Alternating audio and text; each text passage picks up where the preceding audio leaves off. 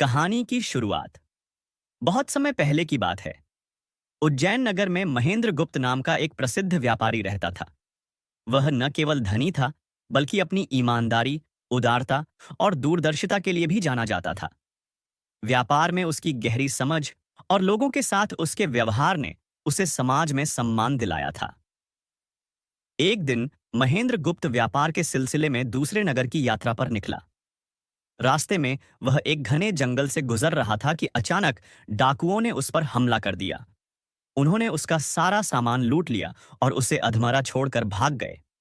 जब महेंद्र को होश आया तो वह एक झोपड़ी में पड़ा हुआ था। पास में एक युवती बैठी थी जो उसकी देखभाल कर रही थी। उस युवती का नाम रमा था।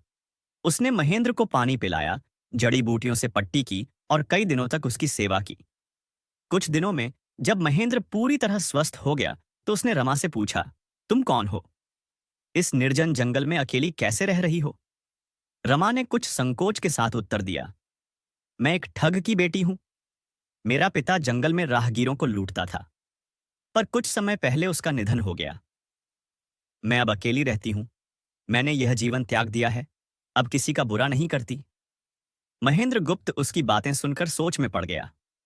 उसने देखा कि रमा में करुणा है, सेवा भाव है और अपने जीवन को बदलने की सच्ची इच्छा भी। उसने रमा से कहा, तुम्हारा दिल साफ है। यदि तुम चाहो तो मैं तुम्हें अपने साथ उज्जैन ले चलूं। तुम्हें एक नया जीवन दूंगा। रमा ने पहले तो मना किया, क्योंकि समाज उसके अतीत को नहीं अपनाएगा, यह डर उसे था। लेकिन महेंद्र ने कहा, जिसका अतीत अंधकारमय रहा हो, उसका भविष्य उज्जवल बनाना ही सच्ची मानवता है। रमा महेंद्र के साथ उज्जैन आ गई। महेंद्र ने उसे अपनी बेटी की तरह अपनाया, उसे शिक्षित किया, व्यवहार सिखाया और समाज में उसका सम्मान पुनः स्थापित किया। समय बीतता गया। रमा अब एक सुशिक्षित, समझदार और निपुण युवती बन गई थी। एक दिन नगर के राजा ने महेंद्र को अपने दरबार में बुलाया। राजा ने कहा, तुम्हारा कर्तव्य और दयालुता पूरे नगर के लिए उदाहरण है। हमें तुम्हारे जैसे मंत्री की आवश्यकता है। महेंद्र गुप्त ने नम्रता से कहा, महाराज, मैं तो एक व्यापारी हूं, पर यदि आप मुझे योग्य समझते हैं तो मैं यह दायित्व स्वीकार करता हूं। महेंद्र अब नगर का मंत्री बन गया। रमा ने भी दरबार की महिलाओं को शिक्षा देना शुरू किया और स्त्रियों के अधिकारों की आवाज बनी। लोग कहते थे, एक ठग की बेटी आज न्याय की रक्षक बन गई है। एक दिन नगर में एक बड़ा संकट आया। पड़ोसी राज्य ने हमला कर दिया। युद्ध की रणनीति बनानी थी, पर महेंद्र गुप्त घायल हो गया। उस समय रमा ने आगे आकर युद्ध नीति का संचालन किया। उसने बुद्धिमत्ता से न केवल नगर की रक्षा की, बल्कि पड़ोसी राज्य से संधि भी करवाई। राजा ने प्रसन्न होकर रमा को सम्मानित किया और घोषणा की, रमा अब इस राज्य की राजदूत होंगी।